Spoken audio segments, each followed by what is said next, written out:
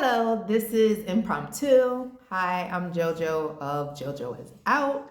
I wanted to get on here to do a 2 month review. I've been living in Mexico for 2 months, and I just wanted to give a review of what I like, what I don't like, and talk about some of the culture shock. So, as I stated, I've been here in Merida, Mexico since mid August of this year. And now we're almost in November. So, let's talk about some of the stuff that I'm dealing with and some of the things that I just love. Let's talk about the positive first.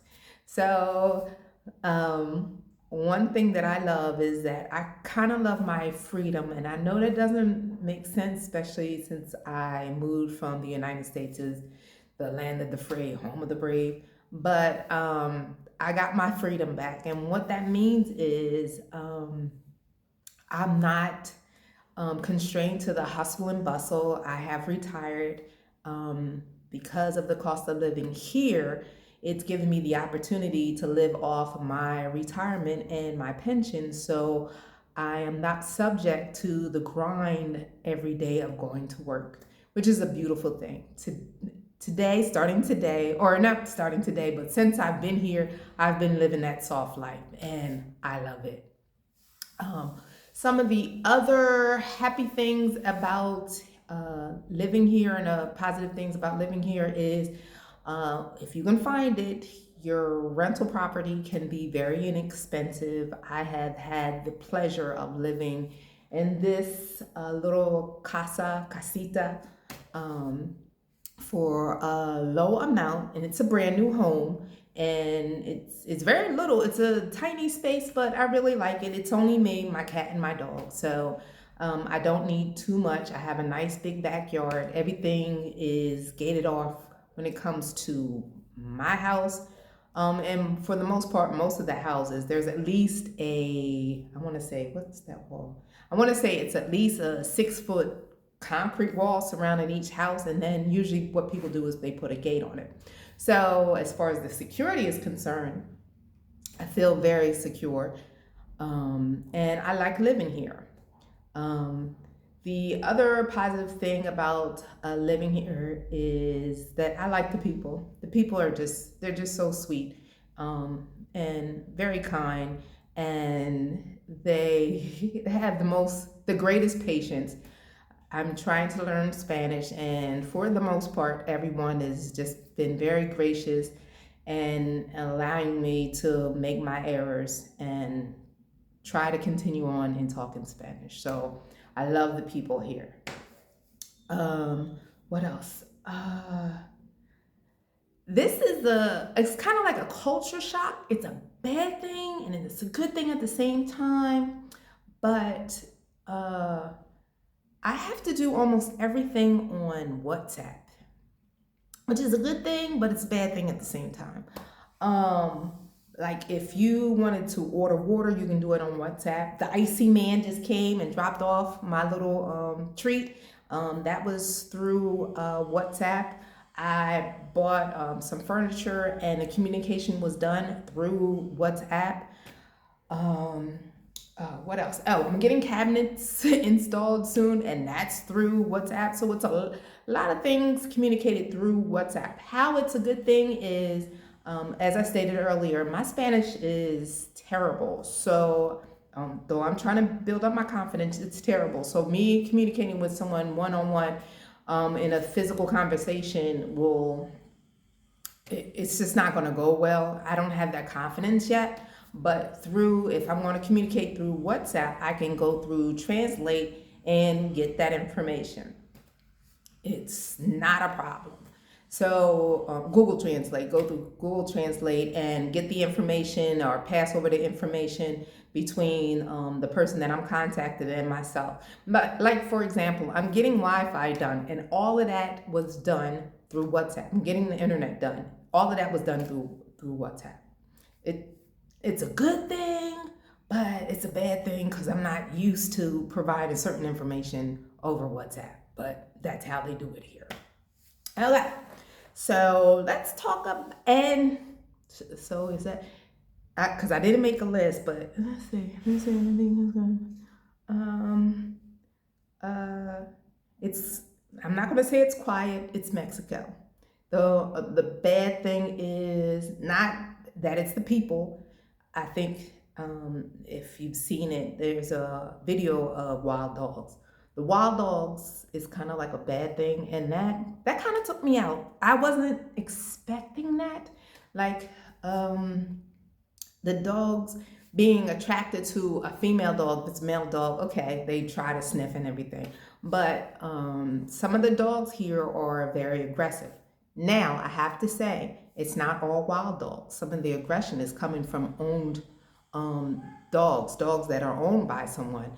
I believe in the Yucatan Today or the Yucatan Times, there was a post about a woman being attacked by a dog that was the property or on his own property, escaped the property and attacked the woman. So it's not necessarily all wild dogs. It's just there's the aggression and the freedom of these dogs that they have. I was not used to that. I have to get used to that because that's the culture here. Their culture is they don't have, from what I understand, they don't have a dog pound. So it's not like there's some type of authority that comes here to pick up the dogs. It's just that the dogs are allowed to roam free. Unfortunately, some people kick their dogs out, and and those dogs that are kicked out find a pack and just roam free. Other than the aggression, sometimes you have to hear dogs have fights at 1 o'clock, 2 o'clock in the morning. Not used to that. What are you gonna do? What are you gonna do? My rent is cheap. I'm living my soft life. If I gotta hear some growling dogs, oh well. In the States, I used to hear cats all the time fighting. So it's just something that I have to get used to. Now, here is the thing that I cannot stand here in Merida. And those who live here know it's the traffic. The traffic is the only thing that I cannot stand in Merida. There are some people here that are behind the wheel that shouldn't be. So it's not only the infrastructure is not the best. They're trying to work with it. There's officers to on the roadway, the calles, to make sure that the traffic is flowing properly. But there are just some people here that just don't know how to drive. They may not have their driver's license. I don't know. I'm not judging. But some of y'all here in Merida don't need to be behind the wheel. I'm not even gonna lie. I've had verbalized this to other people of the locals here in Merida, and they agree. It's not like it's a big secret or anything like that. But yeah, that's probably the one thing that I cannot stand. Maybe I'll do a video and show just how the traffic is. One of the things that I do now that I'm not in Spanish classes for the next couple of weeks, is maybe I'll just drive around to show how it is. But yeah, the traffic here, and it's more so I don't even want to say it's in Central, which is like the city center of Merida. I kind of want to say it's in some of the small towns in the outskirts where people are just doing their own thing, and yeah, and you're stuck with whatever they're trying to do. It's like, good luck, everybody else. I'm just gonna not maintain lanes. So yeah, but that's like the only thing. But 2 months here, would I continue living in Merida? Oh, heck yeah. I'm not going anywhere. I love it here.